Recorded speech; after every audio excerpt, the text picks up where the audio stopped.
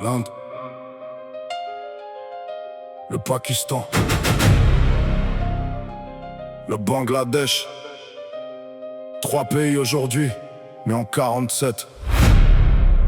Une seule terre, un seul destin.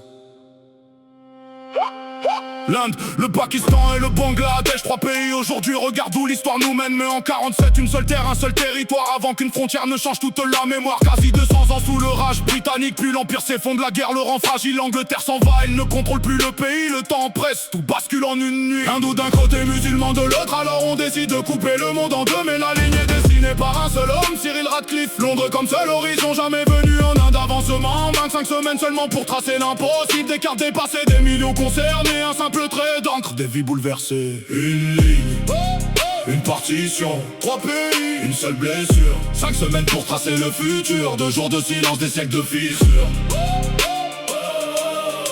Des siècles de fissures. 14 août 47, l'indépendance éclate. On célèbre la liberté sans connaître la carte. 17 août, le verdict tombe enfin et chacun découvre de quel côté est son destin. Le plus grand exode du 20e siècle, 12 à 20 millions sur les routes sans repère. Hindous, Sikhs, musulmans voisins depuis toujours. La peur transforme les regards en haine. Au grand jour, les trains de réfugiés stoppés en pleine voie. Les vagues d'eau viennent des tombeaux sans voix. Un seul conducteur laissé vivant à l'arrivée pour livrer le silence et les morts oubliés.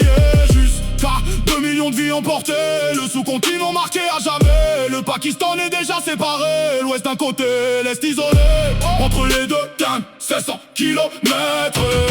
Nation divisée avant même de naître.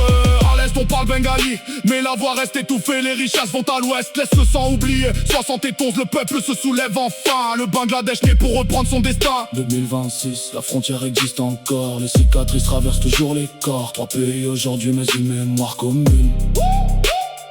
Une histoire gravée sous la même lune.